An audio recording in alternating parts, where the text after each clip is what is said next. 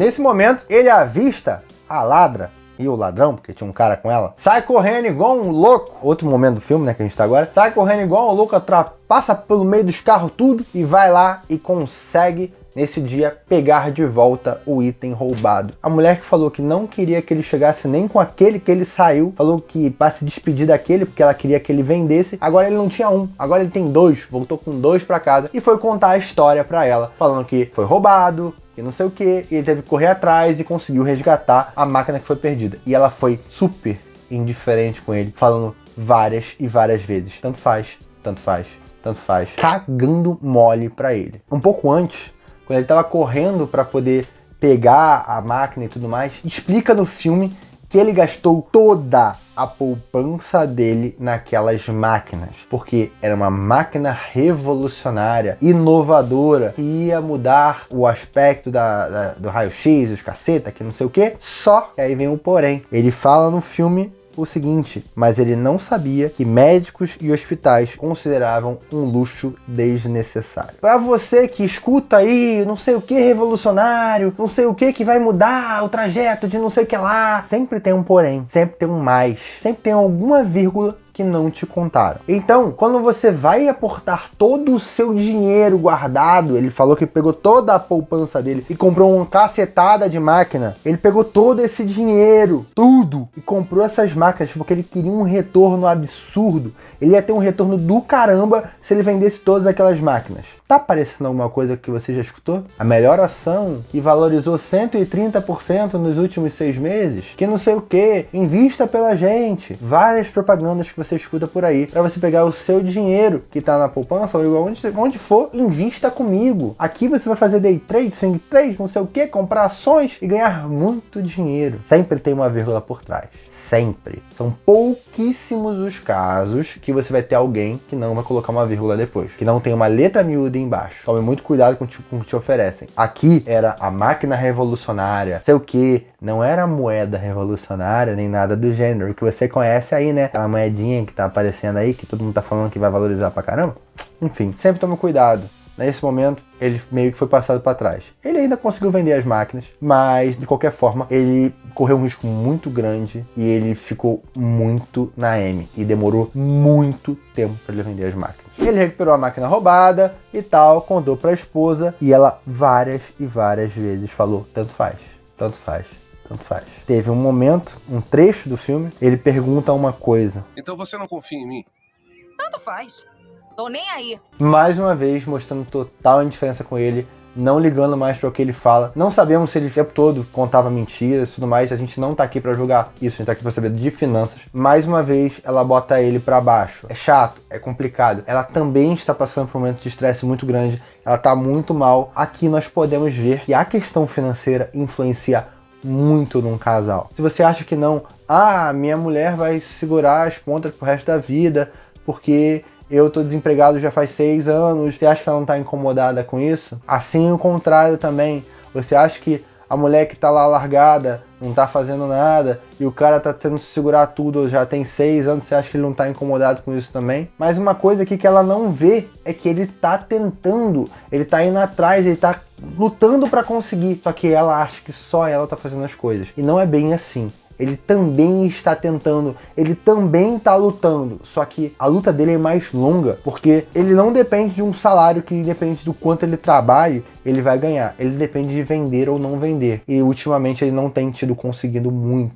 Ele não tem tido conseguido muito. Que frase foi essa que eu falei? Não vamos julgar. Ela tá errada, ele tá errado. Os dois estão numa situação ruim, mas tente trazer isso para sua realidade. Talvez você possa estar passando por alguma coisa dessa na sua relação ou no futuro também possa vir a passar. Então tente avaliar os dois lados. Ele estava tentando e ela estava fazendo tudo que ela podia, dobrando, pegando hora extra e tudo mais, mas ela desmerece muito o que ele faz. Nós podemos ver que ele é um bom batalhador, ou pelo menos foi a história que foi contada pra gente. Não sabemos, essa é a versão dele, foi o que foi pro filme. Então nós vamos avaliar o que foi passado pro filme, o que ele conta. A gente não tem a versão dela, então a gente vai falar sobre o que ele falou, né? Agora é a parte que muda tudo. O diretor do RH tá saindo lá da corretora num dia, e mais pra frente no filme nós sabemos que o Chris esperou meses, semanas, sei lá. O cara fala meses numa entrevista, né? Eu não sei se isso foi foi exagero. Ele esperou muito tempo, muitos dias, esperando que o diretor do RH saísse por aquela porta e esbarrasse com ele, com aquela máquina de 20 quilos ou mais na mão, esperando para conversar com o cara. Ele queria contar um pouco da história dele, queria falar um pouco das vantagens que ele tem, e o cara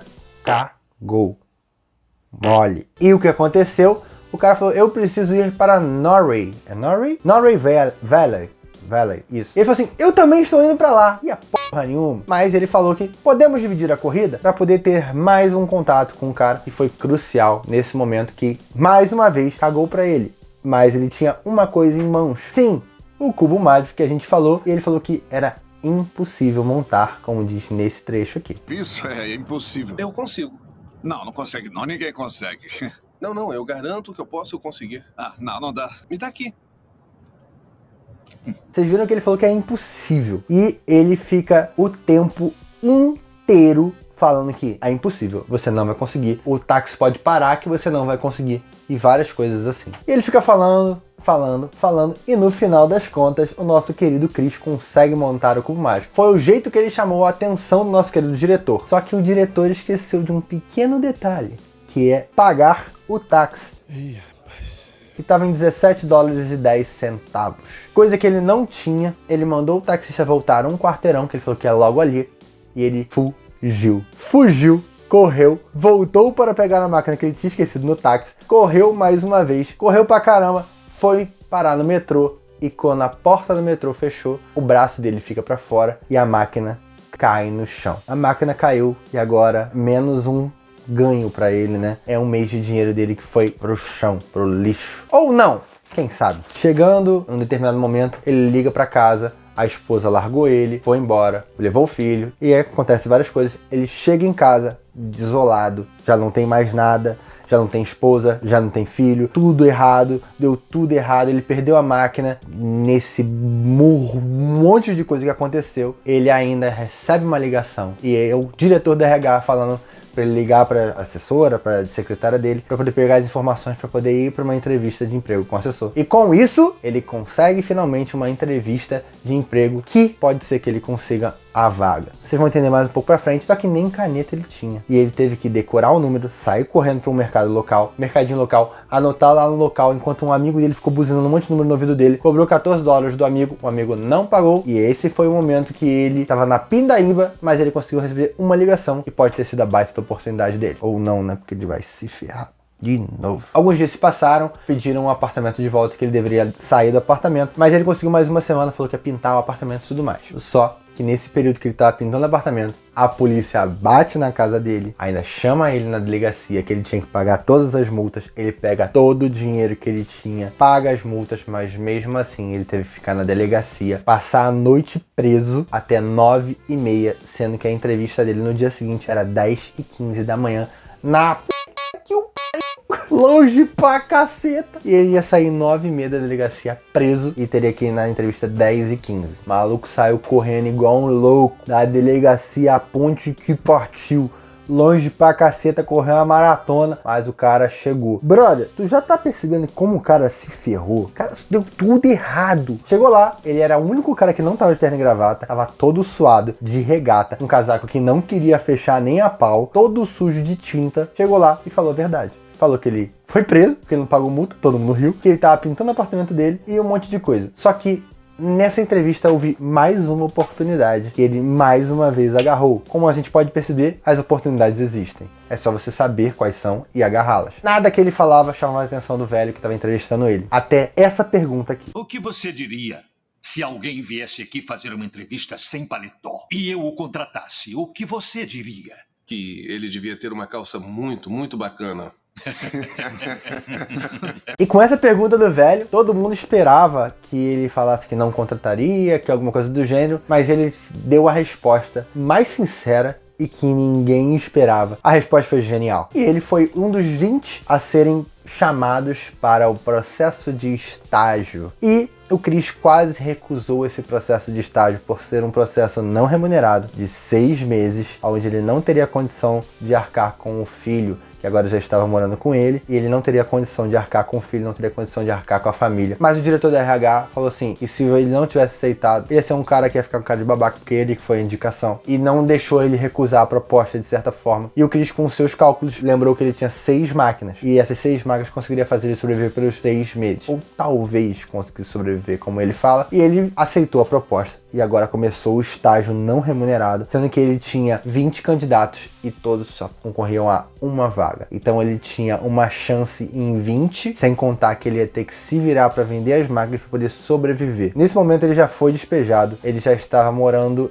em um motel com o filho, ele já não estava conseguindo pagar nenhum motel, sem contar que ele não estava conseguindo um monte de coisa. Logo, a situação dele não estava nem um pouco boa. Nesse momento que ele chega mais tarde e tudo mais, por causa da entrevista, a mulher aparece, leva o filho para ele, que ele pede para ela ficar com ele porque ele estava preso, mas ela não sabia. Conta a história, fala que ele conseguiu um estágio na corretora, que é a Bam Bam Bam lá, e mais uma vez ela ironiza ele, fala que você de vendedor virou estagiário, fala que vai se mudar para Nova York, namorada da irmã dela, ia conseguir um emprego para ela lá em Nova York e tudo mais, e ela queria levar o filho, sendo que ele falou que ela não ia conseguir levar, não ia conseguir cuidar dele, isso é verdade, no aspecto de ela não ia ter tempo e tudo mais, mas no final das contas ela abandona o filho. Na verdade, não dá para saber pelo filme se ela abandona ou não mantém contato e tudo mais, mas pelo filme ela abandona a criança, não tem mais contato com o marido, e agora é a última vez que ela humilha ele. Que bom, né? Porque eu já não aguentava mais essa mulher. Ela humilha ele e vai embora. Pela última vez aparece no filme. E ele se muda para o motel. E nesse momento acontecem 2 coisas. Eu devo ter trocado um pouquinho as bolas aí quando ele foi pro motel e tudo mais. Mas agora nesse momento que ele se mudou pro motel de fato, tá? E ele fala 2 frases que eu achei muito maneiras. E eu vou colocar aqui só pra vocês saberem quais são. Nunca deixe ninguém te dizer que não pode fazer uma coisa. Nem mesmo eu. Essa primeira frase faz uma boa diferença, né? Bom, e a segunda frase... E você tem um sonho. Tem que correr atrás dele. As pessoas não conseguem vencer e dizem que você também não vai vencer. Se você quer uma coisa, corre atrás. Ponto.